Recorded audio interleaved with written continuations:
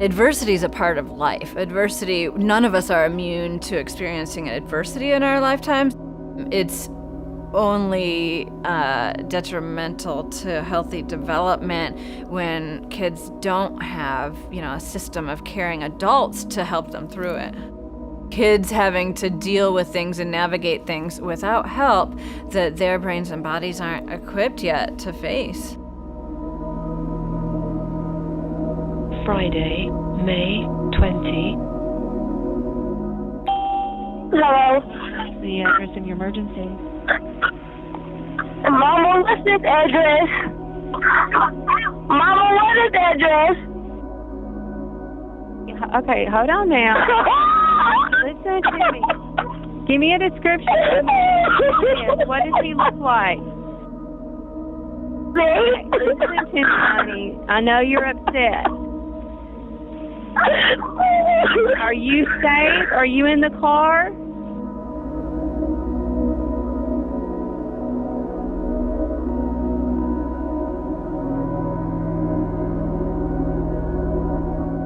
Once the officer finds out that there were children involved, they include that information into the report. The reports are reviewed.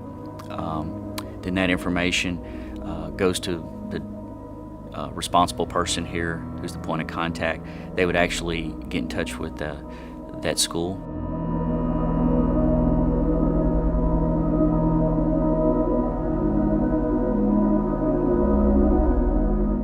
Basically, the email lets them know that the child below was involved in a potentially traumatic event, that they were a witness or a victim to this event, and notify your school counselor or your social worker if you're noticing anything different.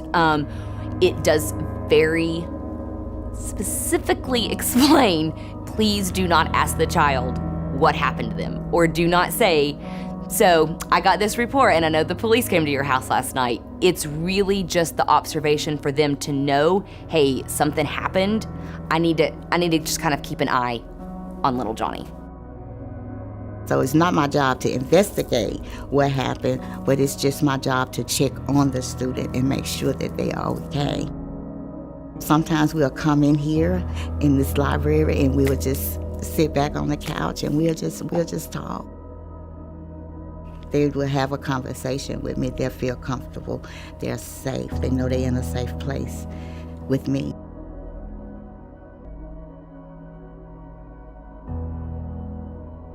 On average, there's at least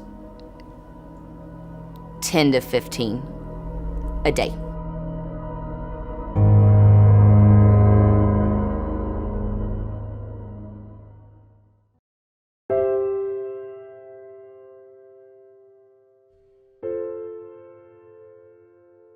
The exciting thing about the way Handle with Care works here is that it's one part of a greater system of trauma-informed school practices work that we're doing. It serves to get kids the support they need because it's within a network of lots of training and awareness for educators, even for our students, parents, and community about the impacts of trauma on healthy development, on school success, and lifelong, physical and mental health outcomes for students. Conditions matter tremendously on a kid's success. And so instead of looking at a kid and thinking, hey, why are you struggling? What's wrong with you?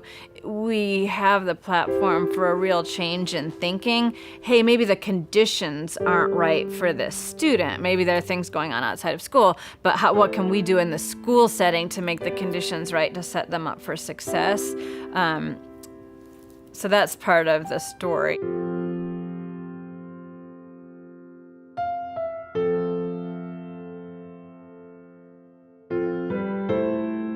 Just say, for instance, if a student I have checked in with, and I know definitely something has happened, I would go as far as doing a home visit, because it may not be, it may be something else still going on. And I feel like I need to at least make that connection. They need to see my face. They need to know that we care. I don't want them to know how I found out anything. Just make it a casual a care call or a care visit. If a child has grown up constantly in a domestic violence situation where there's a lot of yelling or fighting, how do they know that that's not normal? So they don't talk about it at school, unless maybe it does become a conversation and then little Johnny goes, well, wait a second. We're not supposed to fight? Like my parents fight every night. So it can be very difficult. I know I was raised that we couldn't talk outside the home. So you better not go to school and say this or that. And that's,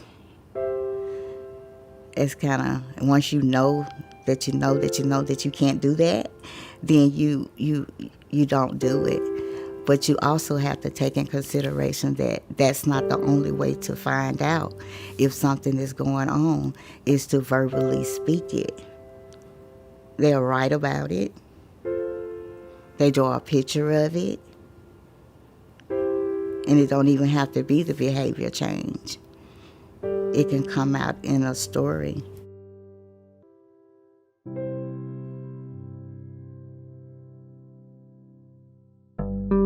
In today's world, teachers are often the first responders to childhood trauma. And whether you agree with it or not, kids are depending on us. And to be a teacher today does involve, in many cases, kind of being that school parent.